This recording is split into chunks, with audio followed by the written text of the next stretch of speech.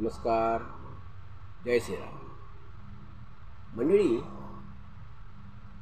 इंग्रजांच्या जोखडातून मुक्त झालेलं भारतीय स्वातंत्र्याला 75 वर्ष पूर्ण होऊन गेली. भारतीय स्वातंत्र्याचा अमृत महोत्सव आपण नुकताच साजरा केला आहे. देशाने खूप अशा क्षेत्रांमध्ये, विविध क्षेत्रांमध्ये खूप मोठी भरारी घेतली, झेप घेतलेली आहे, प्रगती केलेली आहे. भारतीय यान हे चंद्रावर, मंगळावर गेलेलं आहे. परंतु हे सगळं होत असताना ही प्रगतीची शिखरे, वेगवेगळ्या प्रकारची विकासाची, प्रगतीची शिखरे आम्ही पादाक्रांत करत असतानाच आमच्या कोकणाची अवस्था, कोकण भूमीची अवस्था अशी का आहे? अख्ख्या देशाचा एवढा विकास होत असताना, प्रगती होत असताना कोकण प्रांत मात्र, कोकण प्रांताची दुरावस्था का आहे? ह्या प्रश्नाचं उत्तर नेमकं काय आहे? ह्यावर आपण कोकणी माणसांनीच आत्मपरीक्षण करण्याची गरज आहे. विचार करण्याची, आपल्या सर्वांनाच अंतर्मुख होऊन विचार करण्याची गरज आहे. असं वाटतं की कोकण भूमीला काही शाप मिळालेला आहे की काय? आणि ह्या शापातून कोकणची भूमी, पवित्र भूमी, पुण्यशील भूमी शापमुक्त होणार तरी केव्हा? कोकणचा कायापालट होणार केव्हा? माजी मुख्यमंत्री, महाराष्ट्राचे माजी मुख्यमंत्री आणि कोकणचे सुपुत्र, थोर सुपुत्र बॅरिस्टर अंतुले असं म्हणाले होते की कोकणचा आम्हाला कॅलिफोर्निया करायचा आहे. ते त्यांनी प्रयत्न त्या दृष्टीने सुरू केले, परंतु त्या काळात 1 वर्षात ते लगेच त्या पदावरून गेले.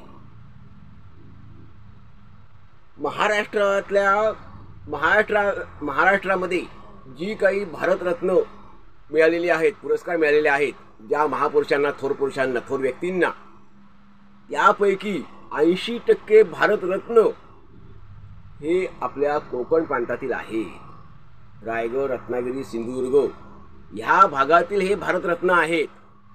म्हणजे ही भूमी ही अशी प्रतिभावंतांची, साहित्यिकांची, महापुरुषांची, जगाला, ज्यांनी देशाला, जगाला नेतृत्व दिलं, उपदेश केला, विचार दिले, अशा पुण्यवंतांची, महापुरुषांची ही पवित्र भूमी आहे. हिला आपण परशुरामाची भूमी असं म्हणतो. मग अशा या पुण्यशील परंपरा असलेल्या कोकण भूमीची दुरावस्था अशी का आहे?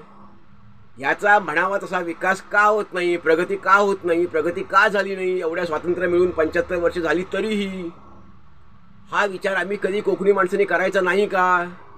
की फक्त या राजकारण्यांनी सगळ्यांचे मागं फिरायचं, मतदानाच्या दिवशी फक्त मत टाकायचं?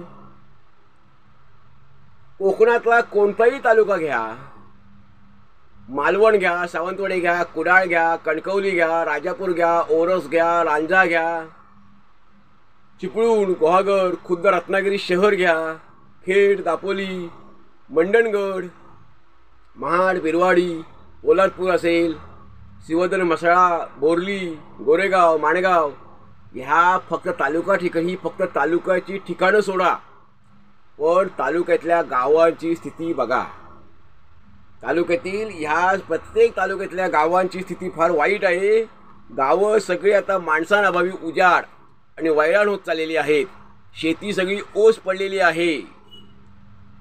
घरं सगळी बंद आहेत. एक गाव, तिथे जर 70-80 घरं असतील, 80 घरं समजा एका गावात आहेत, तर त्या 80 घरापैकी 10 ते 12 घरं फक्त सुरू आहेत. बाकी सर्व घरं ही बंद अवस्थेत आहेत. अशी स्थिती का यावी? अशी गावं का बंद व्हावी, का बंद पडावीत? लोकांना मुंबई, पुण्याला जाण्याची हौस आहे का? तर नाही, त्यांची बिलकुल इच्छा नाही. आपलं गाव, आपलं घर सोडून जाण्याची त्यांची इच्छा नाही. त्यांचा केवळ नाईलाज आहे. नाईलाज होतो म्हणून ते मुंबईची वाट धरतात. 10वी 12वी पर्यंत शिक्षण झालं की ते मुंबईची वाट केवळ रोजगारासाठी धरतात. कारण आमच्या गावात आता, आमच्या गावोगावी आता शाळा झालेल्या आहेत, दवाखाने झाले, दवाखाने झालेले आहेत, पण ते सर्व काही बंद पडत चाललेले आहेत. गावातील शाळा बंद, दवाखाना जो पंचक्रोशीत सुरू आहे दवाखाना तोही बंद, म्हणजे शासकीय रुग्णालय. ह्याचं कारण का? तर गावात लोकसंख्याच नाही आहे, गावात माणसं नाही आहेत, मुलं नाही आहेत, शाळेत जाणार कोण? मग जिथे जाऊ तिथे शिक्षण घेऊ. शिमगोत्सवासाठी जेव्हा माणसं येणार तेव्हा गावात शिमग्याचा उत्सव साजरा होणार आणि ती माणसं निघून गेली की पुन्हा गाव उजाड होणार. हीच परिस्थिती आहे गणेशोत्सवाची. या मुंबईकर चाकरमणी गावी येतील तेव्हा गावी गणपती उत्सव होतो. प्रत्येक सणाची अवस्था कोकणातल्या गावातील अशीच आहे. शेती पूर्णपणे बंद पडलेली आहे. आमची आदर्श खेड्याची, म्हणजे गांधीजींची आदर्श खेड्याची, बलशाली खेड्याची, स्वयंपूर्ण खेड्याची, स्वावलंबी खेड्याची संकल्पना गेली कुठे? एवढ्या वर्ष स्वातंत्र्य मिळून झाली, आम्ही या संकल्पनेच्या मागे का नाही लागलो? संकल्पनेची परिपूर्ती होणार कशी? गावं उजाड होत चाललेली आहेत, तर आम्ही स्वयंपूर्ण खेडे होणार कसं आमचं? गावातून लोकच बाहेर पडत चाललेली आहेत. ह्या गावातल्या लोकांच्या हाताला काम हवं आहे. तिथे वीज दिली, गावाला रस्ते दिले, अरे माणसं कुठे आहे? रोजगार दिला तर गावात लोक थांबतील आणि ते विजेचा किंवा पाण्याचा गावात गेल्या रस्त्याचा उपभोग लोक घेतील. म्हणजेच आज गावागावात उद्योगधंदे हवे आहेत. मग ते उद्योगधंदे रासायनिक उद्योग नकोत. तर कोकणामध्ये नैसर्गिक एवढी साधनसंपत्ती आहे, साधनसामग्री आहे, तिचा विनियोग करून निसर्गस्नेही उद्योग तिथं स्थापन व्हायला हवे, सुरू व्हायला हवे. फळ प्रक्रिया उद्योग, आंबा, काजू, फणस, कोकम अशा विविध वस्तूंची खाण आहे कोकण ही. इथे असे फळ प्रक्रिया उद्योग खूप होऊ शकतात. एक 5-10 गावं मिळून एक उद्योग येऊ शकतो. परंतु असे प्रयत्न बिलकुल केले गेलेले नाहीत. सगळ्या पक्षाची सत्ता येऊन गेली, प्रत्येक जण आमदार खासदार येऊन गेला, मंत्री येऊन गेला, नवनवीन लोक मंत्री झाले, नवनवीन लोक आमदार खासदार झाले, सगळे पक्ष येऊन गेले, पण कोकण मात्र आहे तसाच आहे. कोकणची गावं ही उजाड होत चाललेली आहे. मग या दुष्टचक्रातून कोकणाची सुटका होणार कशी? हे दुष्टचक्र आहे, यातून सुटका होणार कशी?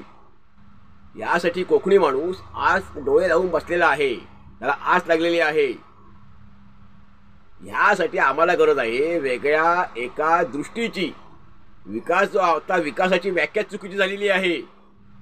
विकास म्हणजे काय? शाश्वत विकास म्हणजे काय?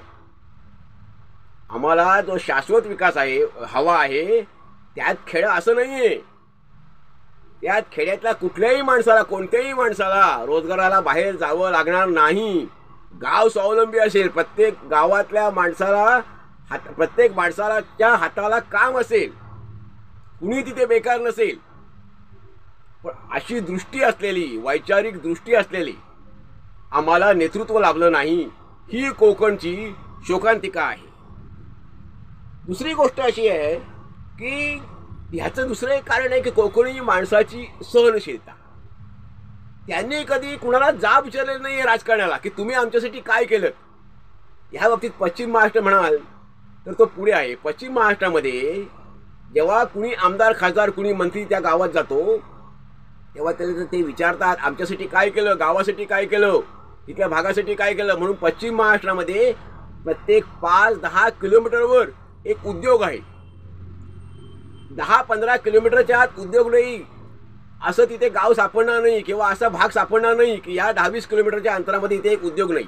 मग तो छोटा असेल उद्योग, मोठा असेल, कसाही असेल, पण उद्योग तिथे असणार आणि गावातल्या माणसाला तिथे काम असणार. कुणीही गावात आपण बसून नाही. म्हणून पश्चिम महाराष्ट्रातल्या माणसांचा लोंढा हा मुंबईकडे कमी असतो कोकणी माणसाच्या तुलनेने. ह्याचं कारण आहे की पश्चिम महाराष्ट्रातला माणूस हा राजकारण्यांना किंवा नेत्यांना जाब विचारतो की तुम्ही आमच्यासाठी काय केलं, किती उद्योग आणलेत, आमच्या माणसांना किती काम दिलं. हा भाग आहे. या उलट आपला कोकणी माणूस काय करतो, सगळं सहन करत जातो, एकदम शांत. कुणी कसेही आम्हाला कसाही आमचा वापर करा, कारण जाब विचारणं हा आमचा स्वभाव नाही. कोकणी माणसाचा पिंड हा मुळातच शांत आहे. म्हणून कोकणी माणसाचं वर्णन हे फणसासारखं केलेलं आहे. पुस्तकांमध्ये कोकणी माणसाचं वर्णन फणसासारखं केलेलं आहे. पण खरं तर अगदी सांगायचं तर कोकणी माणूस हा पिकलेल्या कोकमासारखा किंवा आंब्यासारखा आहे. बाहेरून आतून गोड, अतिशय सहनशील, सोज्वळ, प्रामाणिक असाच कोकणी माणूस आहे. परंतु जर फणसाची उपमा दिलेली आहे तर मग फणसाचे काटे हे बाहेरून रुततात आणि आतून गोड असतो फणस. आमचे जर काटे रुतले असते तर अशी वेळ कोकणावर आली नसती. अशी गावं उजाड पडण्याची, गावं बंद पडण्याची अशी वेळ ही आली नसती. गावात जी काही 7-8-10 घरं सुरू असतात ती फक्त वृद्ध माणसं त्यामध्ये आहेत. तरुण माणूस गावात एकही नसतो. त्यामुळे आता कोकणी माणसावर वेळ आलेली आहे जागं होण्याची. कोकणाला नेतृत्व मिळालं नाही का? कोकणाला मनोहर जोशींच्या रूपाने 4.5 वर्ष मुख्यमंत्री होते. नारायणराव राणे 6 महिने मुख्यमंत्री होते. कोकणातील राजकारण्याला मोठमोठी पदं ही मिळालेली आहे. मग आम्ही जनताकडे कमी पडलो का? कोकणी माणूसकडे कमी पडला का? तर आम्ही त्यांच्याकडनं काम करून घ्यायला हवं होतं. त्यासाठी आमची एकजूट ही सगळ्यात महत्त्वाची आहे. मग आपापसातील पक्षभेद हे विसरलं पाहिजे, मतभेद हे विसरलं पाहिजे. या राजकारण्याने असं झालेलं आहे की गावागावात गटपती झाली. गावात एका वाडीत 2 गट पडले, घरात 2 गट पडले, 3 गट पडले. एका गावात 2-2, 3-3, 4-4 पक्ष. अर्थात लोकशाहीत हे असणारच मतमतांतर, परंतु ते फक्त निवडणुकीपुरतं असलं पाहिजे. माणूस गुपचूप जाईल, मतदान करेल, कुणाला कळणारे नाही इतपत असलं पाहिजे. तो कुणालाही मत देईल, ते स्वातंत्र्य आहे. परंतु विकासाच्या बाबतीत आमच्या गावात हा रोजगार सगळ्यांना मिळाला पाहिजे. आमच्या पंचक्रोशीत, आमच्या विभागामध्ये हे उद्योग आले पाहिजेत. अशा बाबतीत सर्वजणांनी एक होण्याची गरज आहे. आपापसातील मतभेद विसरून, राजकीय असतील, सामाजिक असतील, जातीय असतील, धार्मिक, सगळे मतभेद हे विसरून कोकणी माणसांनी एकजूट होण्याची आत्ता गरज आहे. अन्यथा ह्याचा परिणाम हा मतदानाच्या रूपाने आपण हा दाखवायला हवा की जर आमचा विकास होत नसेल तर आम्ही मत देऊन उपयोग काय, असा जाब आपण राजकारणाला विचारायला हवा. तो जाब ज्या दिवशी विचारू त्या दिवसापासून कोकणच्या विकासाला आणि बंद पडलेली गावं आहेत, उजाड होत चाललेली गावं आहेत, त्याचं पुनर्वसन व्हायला सुरुवात होईल. म्हणूनच कोकणी माणसा आता जागा हो, एवढंच मला ह्या संदर्भात सांगायचं आहे. तरच आपला कोकणाचा हा खऱ्या अर्थाने विकास होऊ शकेल. प्रत्येक हाताला काम मिळू शकेल. इथून गावागावातून मुंबईकडे गेलेला माणूस हा हाऊस म्हणून गेलेला नाही आहे, तर त्याला काम मिळत नाही आहे. पोटासाठी, रोजगारासाठी माणूस जगभर देशभर फिरणारच असतो. परंतु गावात जर सहज रोजगार उपलब्ध झाला, पंचक्रोशी ठिकाणी झाला, 10-20 गावं मिळून रोजगार उपलब्ध झाला तर माणूस दूर जाणार नाही, गाव सोडून जाणार नाही. त्यामुळे सर्व आपल्या कोकणी माणसाने एकजूट होऊन आपला विवेक जागा ठेवून विचार करण्याची गरज आहे. मंडळी, यावर आपलं काय मत आहे ते आपण जरूर अभिप्राय म्हणून नोंदवावं आणि अभिप्राय द्यावा. धन्यवाद. जय हिंद, जय भारत.